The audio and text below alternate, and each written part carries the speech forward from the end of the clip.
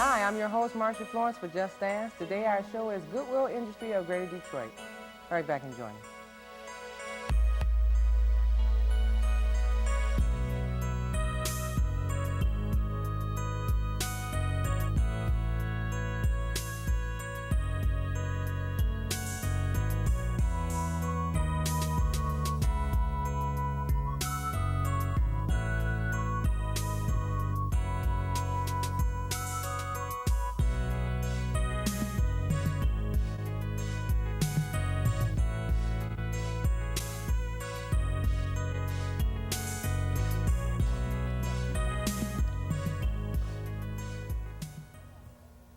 Hi, I'm your host, Marsha Florence for Just Ask. Today our show is Goodwill Industry of Greater Detroit. As our guest, we have with us Joe Evans, who is the director of Detroit Career Center, and Bob Reeler, who is Goodwill's manager of employment and training services. Hello, gentlemen. Hi. Hi, Marsha. Glad to have you here.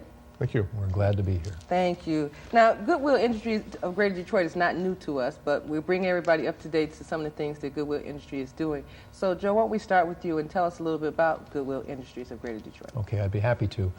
Goodwill Industries is a large nonprofit. We're located in the Tri-County area. We have offices in Macomb County, Wayne County, and Oakland County. And our mission basically is to work with people who have barriers to employment or have disabilities and help them reach their dreams. We help them become self-sufficient and find employment. And we do that through a wide array of job training opportunities, evaluation services, placement services, and so forth. We served 3,600 people last year. We placed over 550 people, so we're a presence in the community. I know a lot of people understand that Goodwill Industries does good things, but I don't think they really know what we do about helping people get to work.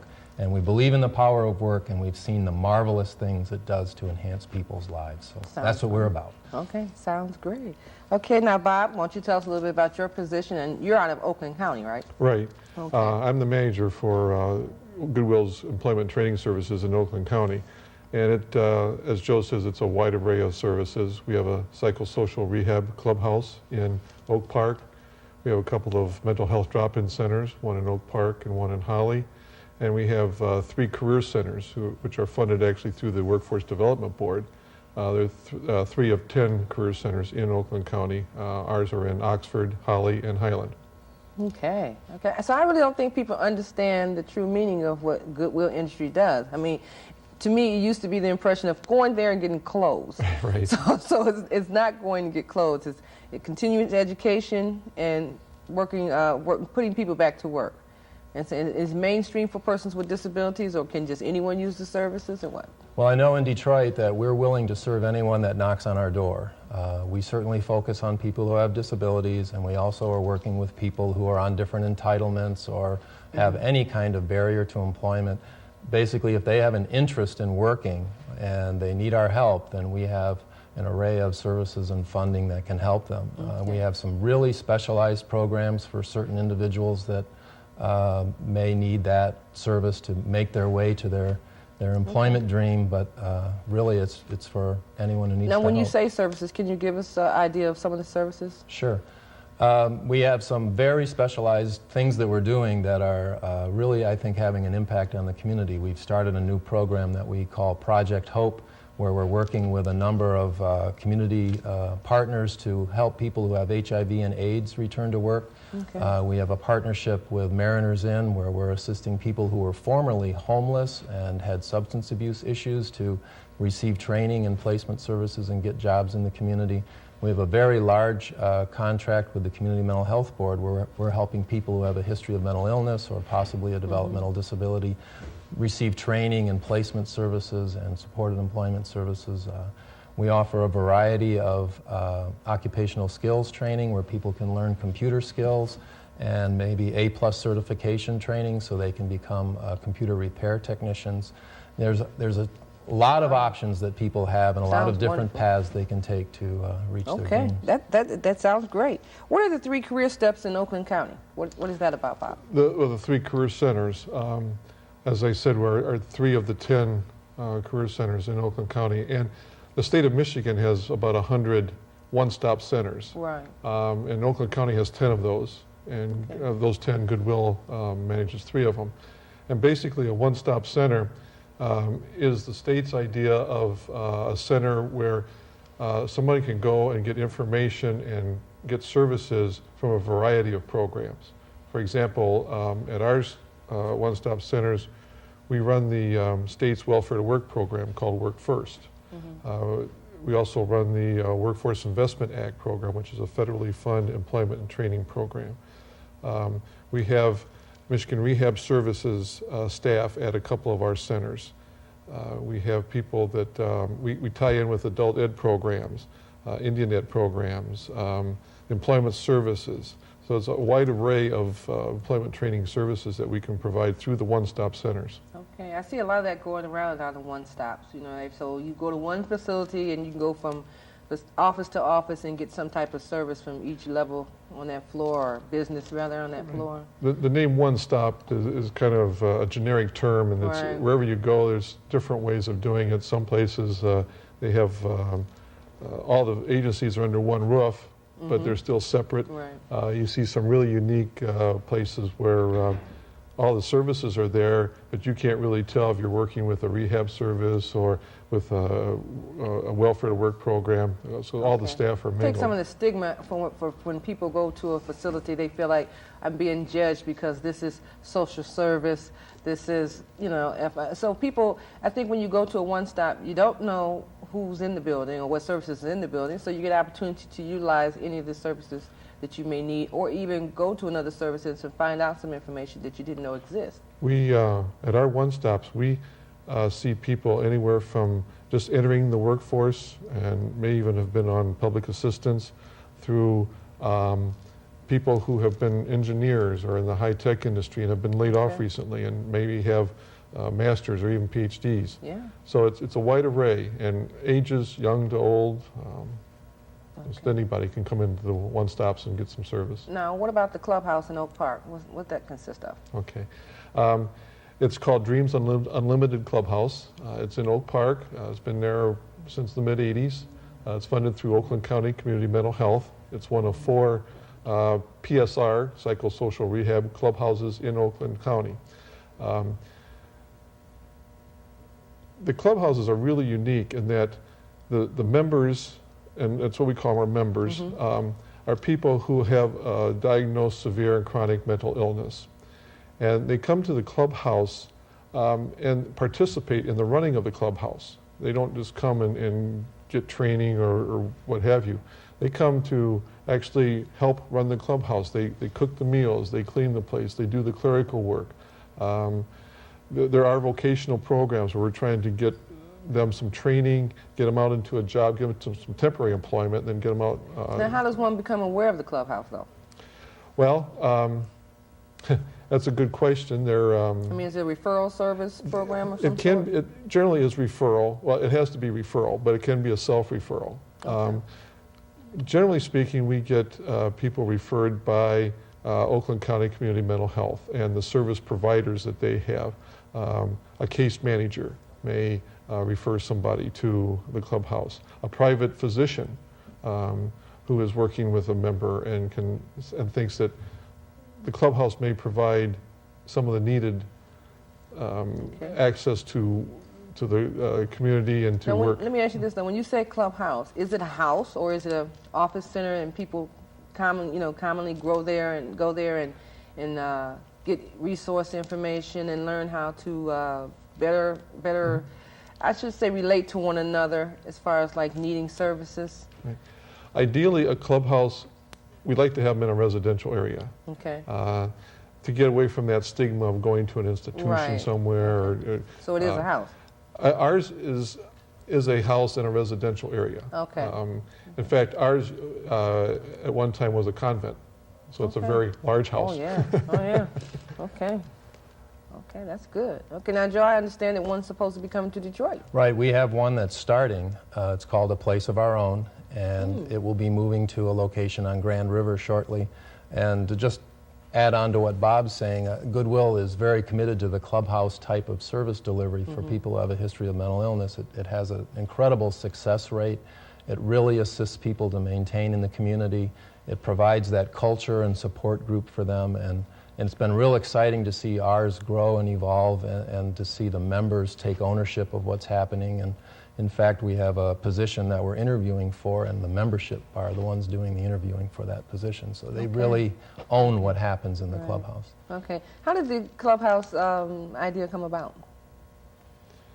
I mean, is that just something that Goodwill thought was a good idea to do so that... Well, actually, it's been around for a long time. I know there was one that started in New York City years ago, and it has shown such a success rate over time that there are a number of clubhouses nationwide, and in fact, worldwide, as a service model that really works for people who have a history of mental illness. And the facility in New York provides training programs, and there are other clubhouses throughout the country that also provide training programs.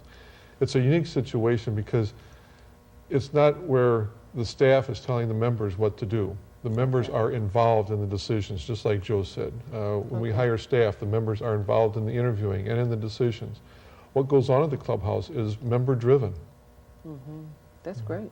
Yeah. Okay, because that warm feeling of knowing that the community is taking part in it, and the members are who actually are running the house or overseers of the house, lets it be more comforting than someone says, well, it's like the doctor or the nurse telling me what to do. Is there any medical personnel on staff there? Is there a doctor or a psychologist or anything like that on There's staff? not a doctor or a psychologist on staff within the clubhouse. That is really just our staff and the membership working together to do the business of the clubhouse. But we certainly have linkages with support systems and other organizations to provide them any of those clinical services or any other service they may need, whether it's housing or childcare or any of those things. Okay. And we work very closely with case managers, doctors, depending on the situation. And we work very closely because we're after the same thing. We're trying to help the person get back on their feet, get to that point where they can get a job, become self-sufficient, and be able to do what they want to do. The whole concept of person-centered planning is something that we've bought into, and basically what that involves is not somebody with that technical expertise telling a person, well, you're going to get this and you're going to get that. It's the person actually being involved in the decisions about what their treatment's going to be, what their road to recovery is going to be. Okay, now how many members in Oak Park House? Well, we run from anywhere from 80 to 85, but we feel our concept is once a member, always a member. We get people coming back who left 3, 4, 5 years ago, and they come back because they just want to rub elbows with the current members, or they just kind of want to come back for that support. Okay. So Wow. we have over 200 people that have come and gone, and Okay. but at any one good. time we have 80 to 85 probably that That's are good. active members. That's really good. Same thing for the Well, we have Detroit 80 active members already, even though we're just starting up, and our goal is to reach 120 by the end of the year, and that's going to be easily achievable, I think. see. Okay. And the same thing, that they use the clubhouse as often as they need it. It's not something where you expect them to attend every day, but when they need that extra support, when they want to participate in the clubhouse activities, they're welcome. Okay. Well, gentlemen, we're going to take a commercial break and come back with some very, very, very important information. Thank you.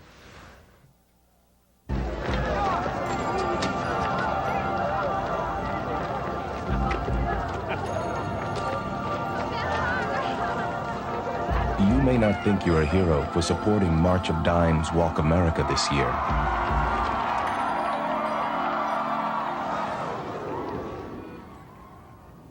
But he does. Be a hero. Help save babies.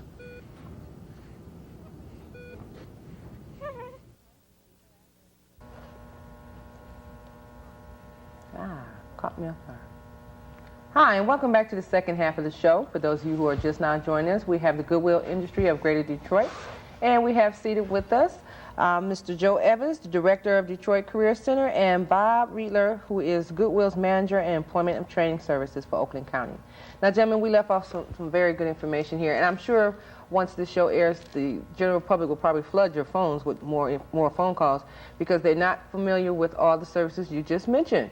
You know, and I'm not familiar with it, so I know I have to come by the facilities and check them out personally. Now, let me ask you this. There are some services that you probably didn't mention. You want to give us a little more feedback on something? Well, our array is so vast, but just to let people know that if all they need is to work on their resume or maybe practice some interviewing skills or post their resume on the internet or anything like that, as basic as that, they can come in and use our Career Resource Center.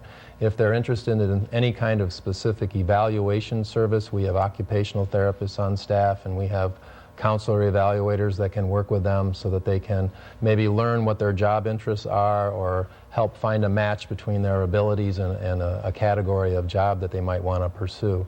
We have some very specific training programs that help people learn how to actually decide what their career should be, how to interview, how to develop a resume, how to interact with a supervisor, to how to ensure success in their career and retain their job, which is important. Getting the job is only step one, keeping it is step two. And then we have placement specialists on staff that help people find their jobs. We have case managers that help them coordinate with other services.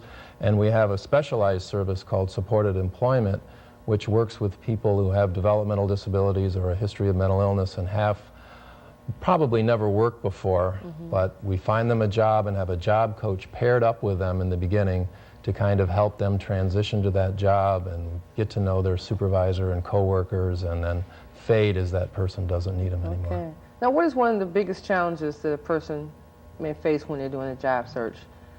I mean, you know, in other words, if I come to the facility, I probably would know what I want to do or have an idea.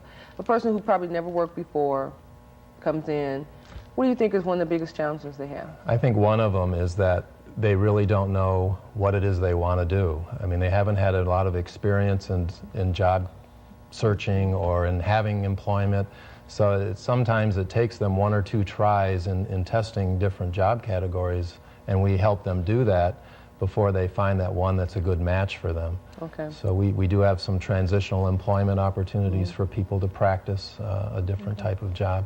And then there's also all those other issues that people bring whenever they're searching for employment, child care issues and transportation concerns and other housing. You know, that you're not just looking for a job, but when you find a job, every one of those things they seem to pop is out a factor. after the person. I think when you're going through a transition between housing and child care, that you're so busy looking for a job that you don't think about, I should be trying to concentrate on housing or child care first, because you're saying, well, I don't have money for either one, so I better get a job. Then you get offered the job, then you say, well, I really don't have a place to stay, I don't have a phone. Or I can't get there. Right, can't get there, or what I'm going to do with my children. Can you either one of you address that issue, if that's a major concern when you interview someone? Joe mentioned that there are a lot of the barriers that people have, and I just wanted to tell you that those barriers are things that they perceive as being in the way of getting a job. And you asked about people who are looking for that first job and what are some of the issues they're dealing with. And we find that to a large extent, the number one issue is self-confidence. They don't think they can get a job. They don't think they have skills because they may not have worked before. But once we start talking to them about, well, what do you do? Well, I clean my house and I do this and I do that. Well, you've got some skills. And then we try to help them package that and be able to tell an employer what those skills are and make that employer want to hire them. Okay. Now, the specific barriers like transportation, and in fact, the state of Michigan has, we were at a meeting the other day, and they said that the number one barrier for people who are in the Work First program, that's transitioning from welfare to work, is transportation. But we were talking specifically here about child care, and that is a big issue. Depending on the program that you're in, the Family Independence Agency can sometimes help out with that if you qualify for that. There are other programs that we might be able to help you out with. Sometimes we can even help out a little bit with Goodwill's funds. But child care is something that we really sit down, it's an individual thing. Maybe there's neighbors that can help out. Maybe there's family that can help out. Maybe you need to take them to a daycare or child care.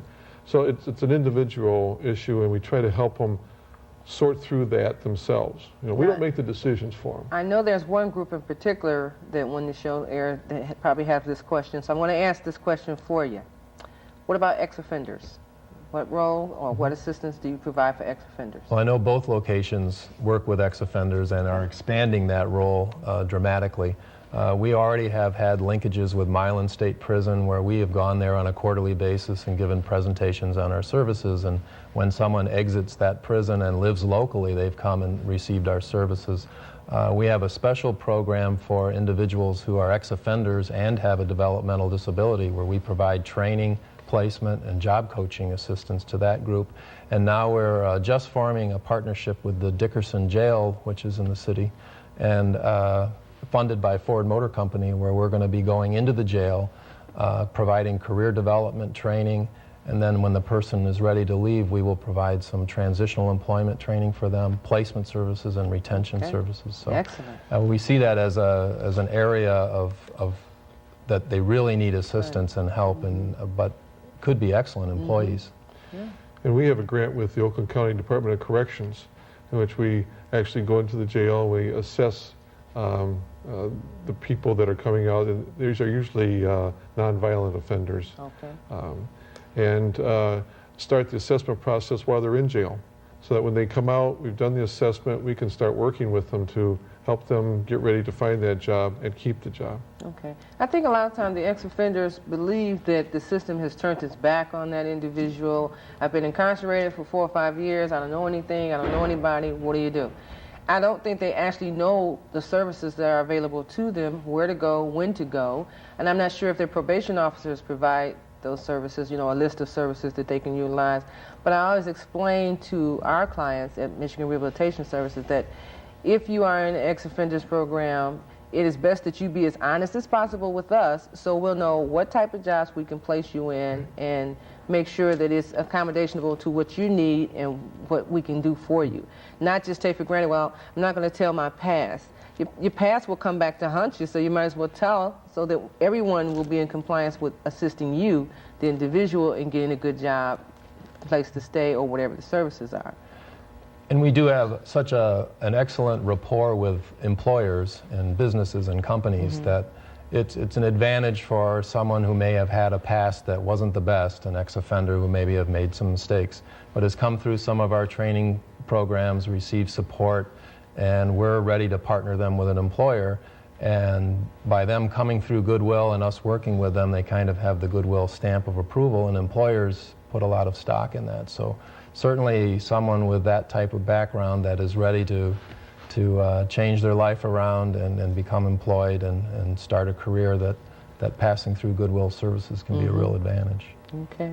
Now, we don't want to leave out phone numbers, so is there a Goodwill Industries phone number? Well, there is an overall phone number that people can call if they're in Macomb County, Oakland County, or Wayne County, or even Washtenaw County, or any place that's local, that they can call and we'll get them to the place they need to go. And that's area code 313-964-3900. And just let us know what you need and we'll get you to the right person. Okay, we'll flash that number for you. I know you gentlemen have a website. Everybody does. So, well, except for Just Ask, we don't have one. But Bob, do you have a website address? We sure do. And the website address is www.goodwilldetroit.org. Okay, that's really good there.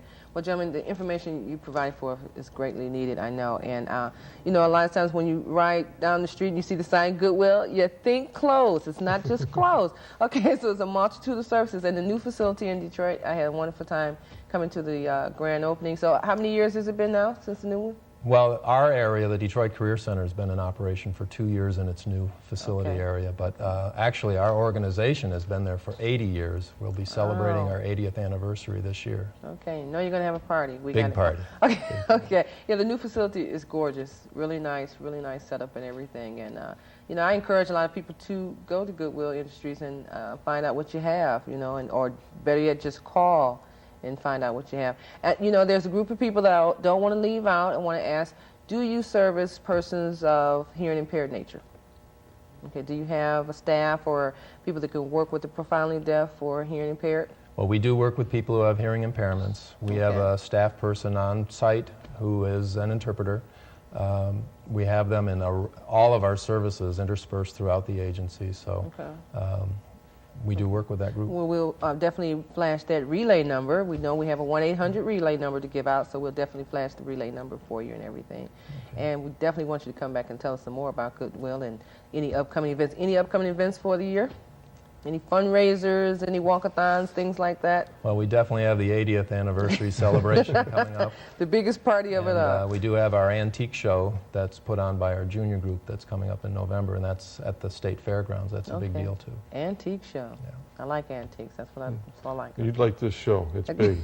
Okay. So anyone wants to be referred to either facility or any of the locations, you can call the 313, what's the number? 964-3900. Okay, and definitely if they want to just look you up on the web. It's www.goodwilldetroit.org. Okay. Well, gentlemen, I want to thank you so much for coming out, but please do tell my good friend Felicia Hunter I said thank you for having you come, and Chris Sheldon, most definitely thank her for having you here, and we look forward to hearing more about Goodwill Industry of Greater Detroit, and come back anytime. Thanks for having us. Okay. Well, ladies and gentlemen, we try to provide as much information useful to you here at Just As, and Goodwill Industry of Greater Detroit is one of those industries you must check out.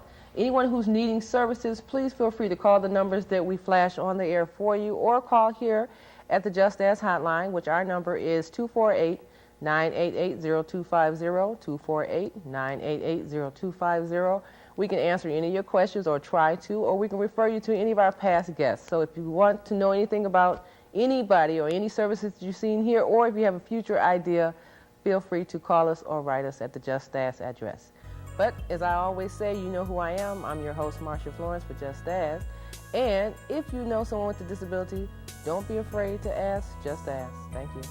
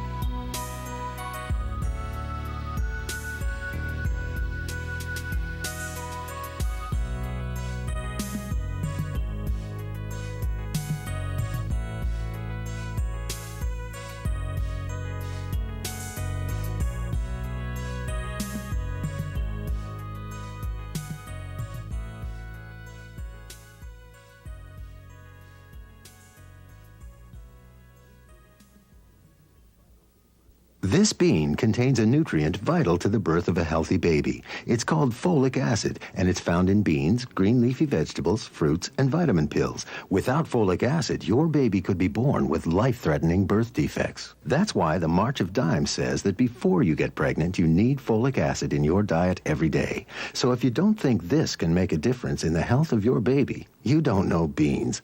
Preventing birth defects starts before you're pregnant. Get the facts. Call the March of Dimes. Hey,